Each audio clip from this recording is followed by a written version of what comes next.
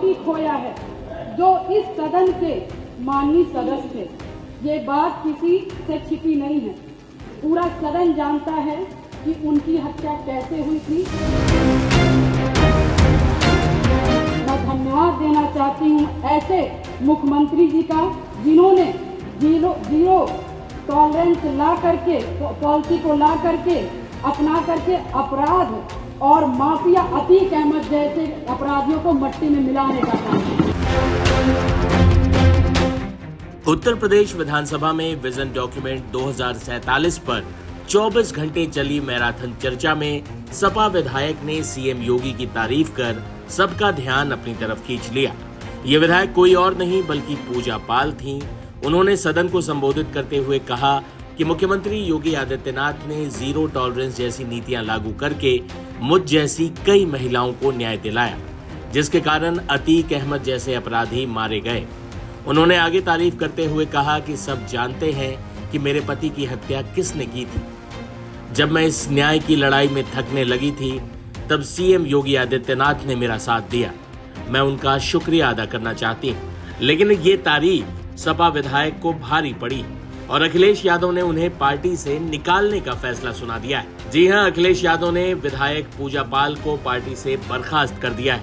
इस खबर पर आगे चलेंगे, पहले आपको पूरे घटनाक्रम का एक ऐतिहासिक बैकग्राउंड समझा देते हैं। इलाहाबाद पश्चिम सीट से 2004 में विधायकी का चुनाव जीते थे राजू पाल।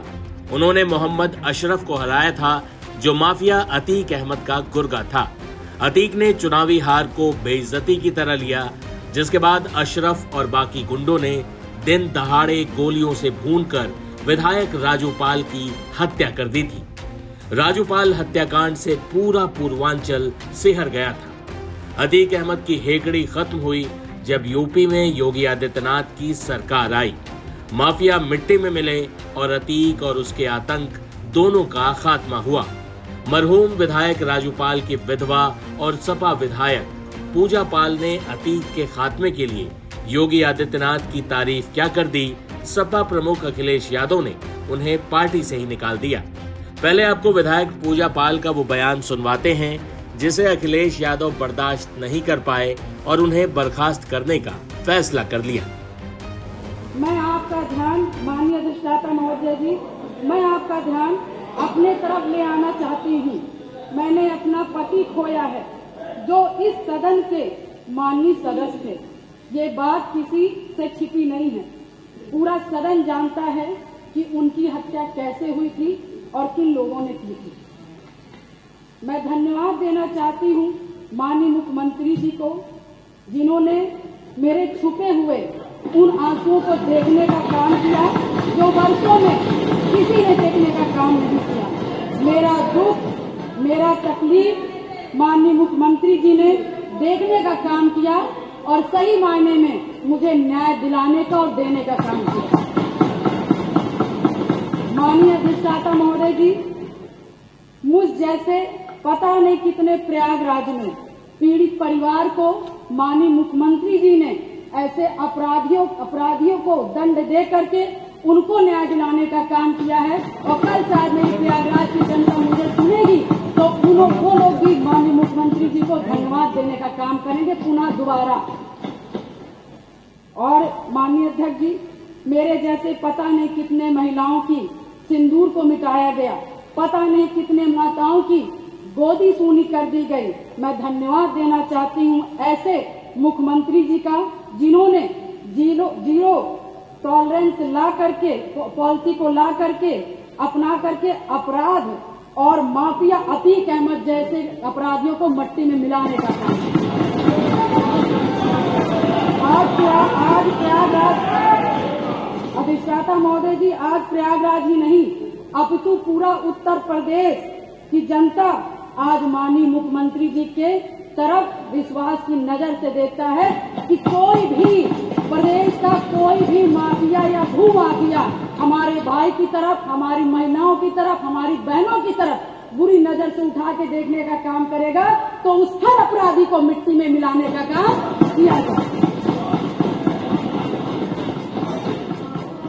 और माननीय अधिष्ठाता महोदय जी, मैं कहना चाहूंगी कि कोई जिसकी सबसे बड़ी बात, क्योंकि जो करके दिखा दे उसी पर विश्वास किया जाता है। मैं भी 3 बार इस सदन की विधायक रही हूँ, बहुत छोटी उम्र से रही हूँ। सबके विश्वास और सबकी आस से मैं यहाँ पर आई हूँ। उसी आशा और विश्वास को जब भी मुझे किसी ने दिलाया है तो मैं उसके साथ खड़ी रही हूँ। मैं कहना चाहूंगी कि इसकी सबसे बड़ी नजीर प्रयागराज में आपने हत्याकांड में देखा होगा, जिस तरह से जिसमें मेरे पति की हत्या हुई थी और जिस घटना को पूरा प्रदेश जानता है। मैं माननीय मुख्यमंत्री जी के आने के बाद मुझे न्याय मिला। मेरे पति के हत्यारे अतीक अहमद को माननीय मुख्यमंत्री जी ने मिट्टी में मिलाने का काम किया। मैं उनके इस जीरो टॉलरेंस की पॉलिसी का समर्थन करती हूँ और मुझे लगता है कि इस बात को मैं नहीं कहना चाहती थी, क्योंकि मैंने आज तक चाहे सदन हो, चाहे सड़क हो और चाहे मेरा घर हो, चाहे परिवार हो, मैं विधायक बनी, मगर मैंने बहुत ही शालीनता से अपना परिवार, अपना समाज और सदन की मैंने हमेशा गरिमा बनाए रखी। मैंने कभी भी किसी का अपमान नहीं किया। मगर मैं विधायक से पहले मैं 9 दिन की ब्याहता थी। मेरी माँ को 9 दिन की शादी हुई थी और मैं उस ससुराल में मैं विधायक बनने नहीं गई थी। मैं सिर्फ उस घर का रोटी बनाने के लिए गई थी, अपना परिवार बसाने गई थी। मैं विधायक नहीं बनने गई थी। मगर जब मेरे साथ घटना हुआ तो मैंने न्याय के लिए अपना आवाज खोला, अपने अधिकारों को मांगने का काम किया और जो कि मुझे जिस तरह से मुझे सही लगा, मैंने कभी जनता को अपना परिवार समझा, कभी आप सभी माननीय सदस्य को अपना भाई बंधु समझा और आप ही सभी लोग से मुझे ताकत मिली। और मुझे लगता है कि प्रयागराज में जो कोई नहीं सोचता था, मैं मिसाल हूँ उन सभी लोगों का, जो कि मैं बहुत गरीब परिवार से, दोनों ससुराल और मैके दोनों परिवार से, बहुत गरीब परिवार से आती हूँ। न मेरे पास पैसा था, न गाड़ी था, न व्यवस्थाएं थी, न घर में कोई एक आदमी था।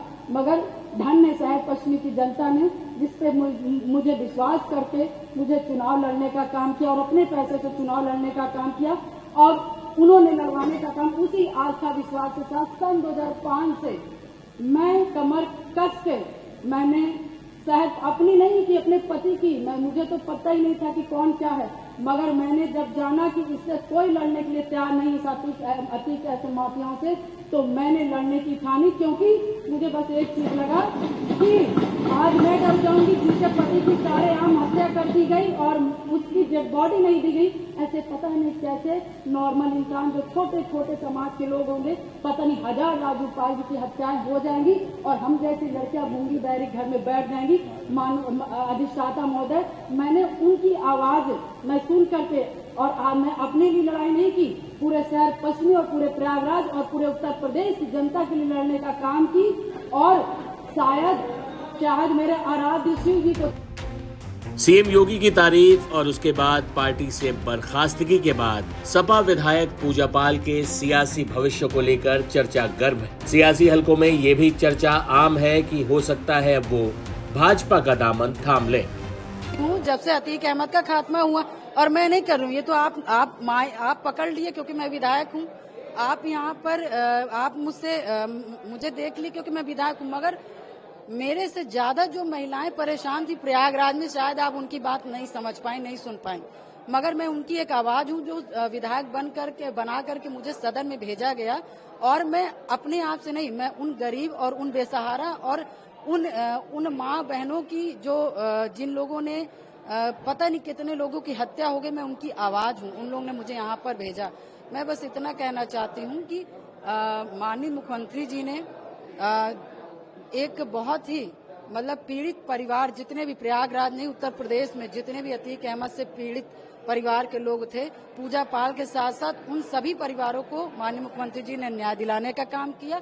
मैं वनडे से बोल रही हूँ, जब मैं पार्टी में थी तब भी, मुझे तो आज निकाला गया। देखिए, जब सही होगा तो सही बोला ही जाएगा। बिल्कुल कायम है। देखिए, मैं राजनीति मैंने बाद में किया, विधायक मैं बाद में बनी। पहले मैं एक पीड़ित महिला थी और मैं पत्नी थी और राजू पाल जी कह के नहीं गए थे कि मेरे मरने के बाद तुम विधायक बनना है और तुम मेरे लिए लड़ना, या मेरे पिताजी ने नहीं कहा था कि पूजा पाल तुम जा करके विधायकी लड़ना और अपना जो भी हो आपने सोचा बदला लेने का काम करना। ये मैंने क्योंकि जिस तरह से घटना हम लोग के साथ हुई थी उसको हम लोग बर्दाश्त नहीं किए। नहीं, अभी हमारी, मैं बता रही, अभी मैं जहाँ थी वहीं पे थी। मैं तो 1 डे से, जब से अतीक अहमद का खात्मा हुआ है, जब से उसको मिट्टी में मिलाया गया, मैं तब से मैंने माननीय मुख्यमंत्री जी की तारीफ की। मैंने क्या गलती की?